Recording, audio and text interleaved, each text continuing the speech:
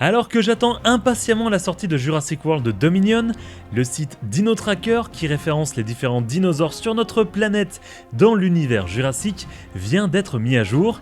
Cette dernière mise à jour intègre quelques nouvelles vidéos et quelques autres images de dinosaures, mais surtout, nous en savons un petit peu plus sur différents lieux que l'on connaît à travers les films, et de nouveaux documents confidentiels ont également été dévoilés au grand jour. Dans cette vidéo, nous allons découvrir tous ces éléments et nous poser quelques questions concernant notamment le retour de Petite Bosse dans l'univers jurassique. Comme toujours, n'hésitez pas à vous abonner et activer la petite cloche pour ne louper aucune de mes prochaines vidéos. Bienvenue dans cette vidéo et bienvenue à Jurassic Smash.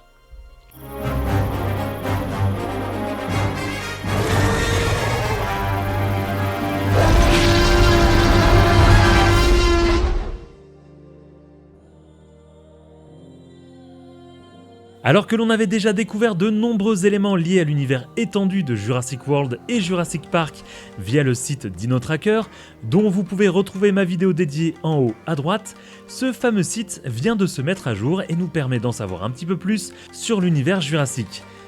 Tout d'abord, nous avons une petite nouveauté qui est une sorte de traçage du mosasaure dans l'océan Pacifique. Ce changement de direction vers Hawaï puis de nouveau vers les côtes américaines peuvent peut-être s'expliquer par la grande présence de grands requins blancs. On sait que le mosasaure dans le film Jurassic World était nourri avec ces grands blancs.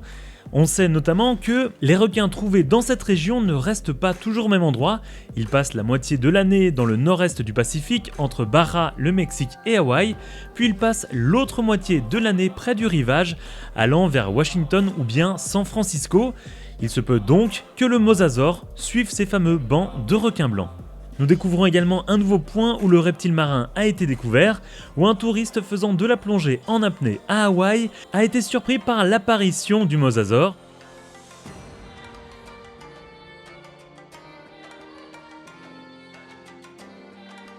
Du côté également de San Francisco, de multiples sources anonymes affirment que le mosasaure a été aperçu au large de l'île d'Alcatraz, mais les preuves audiovisuelles ne sont pas concluantes, le statut reste entre guillemets non confirmé à l'heure actuelle.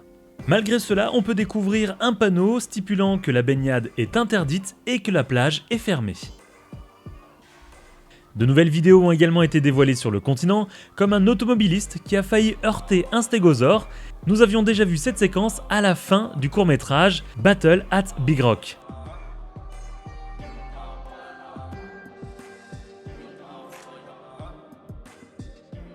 Du côté de Sanford en Floride, un autre stégosaure a été également vu sur la route.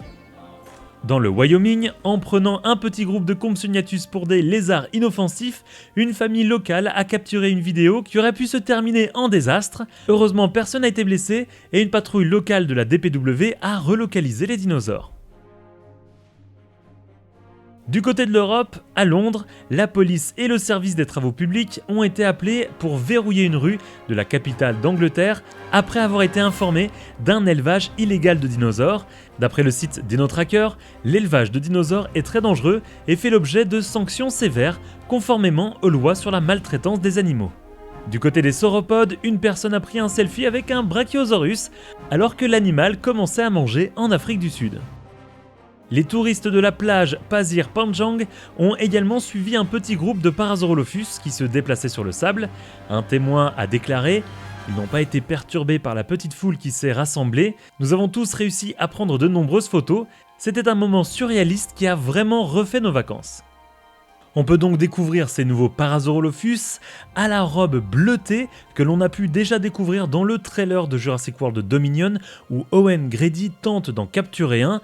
Ils sont du coup très différents des Parasaurolophus que l'on croisait notamment sur Isla Sorna lors du film Le Monde Perdu. On ne sait pas exactement ni précisément de quelle origine sont ces Parasaurolophus.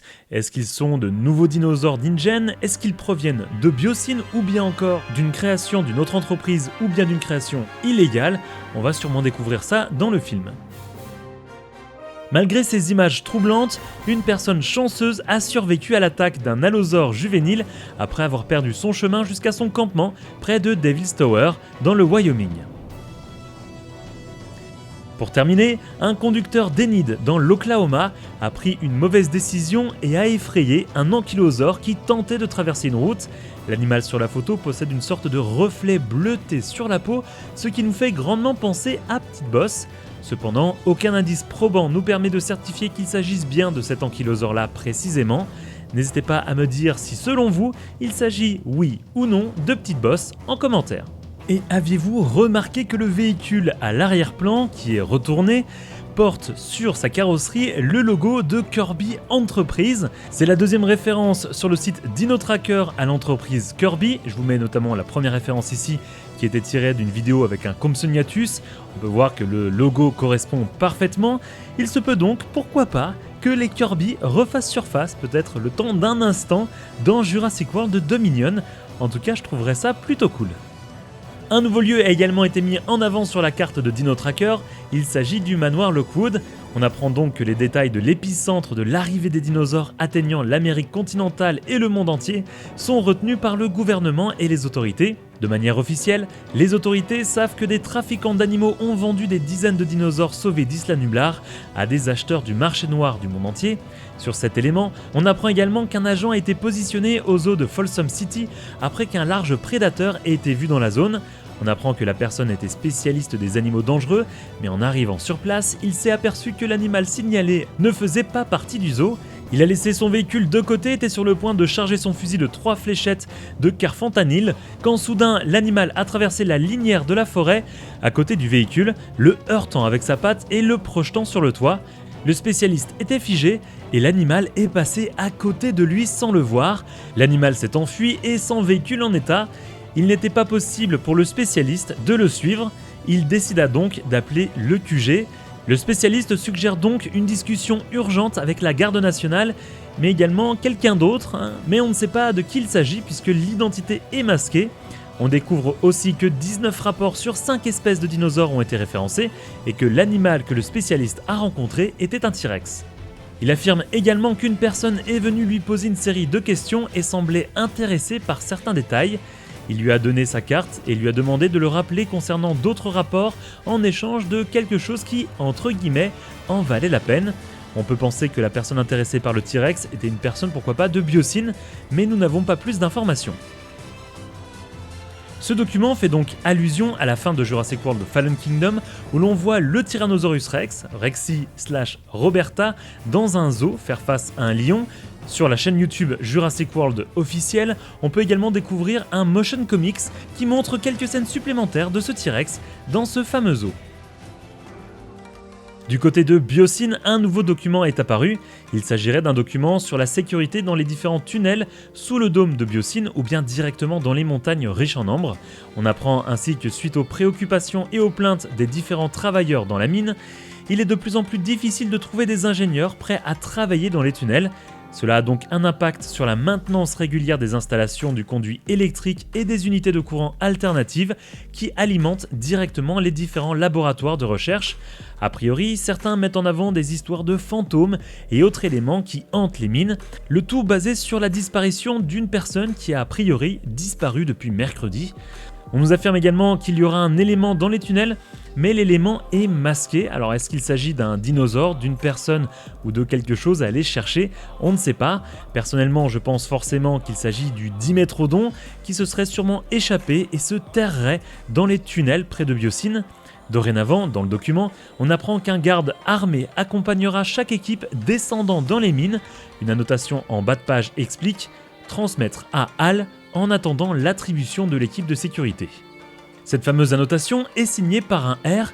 S'agit-il de Ramsey Cole, le responsable de la communication chez Biosyn que l'on voit apparaître comme nouveau personnage dans Jurassic World Dominion? C'est très probable.